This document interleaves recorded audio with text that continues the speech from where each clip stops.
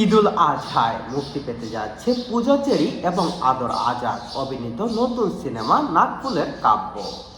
ঢালিউডের নতুন সিনেমা নাকফুলের কাব্য প্রেক্ষাগৃহে মুক্তি পেতে যাচ্ছে আসন্ন ঈদুল আজহায়। এই সিনেমায় দ্বিতীয়বারের মতো জুটি বাঁধছেন চিত্রনায়ক আদর আজাদ এবং নায়িকা পূজা চেরি। বেঙ্গল মাল্টিমিডিয়া প্রযোজনা নির্মিত সিনেমাটি গল্প ও সংলাপ লিখেছেন ফেরারি পাহাড়। সিনেমাটি পরিচালনা করছেন আলোক হাসান।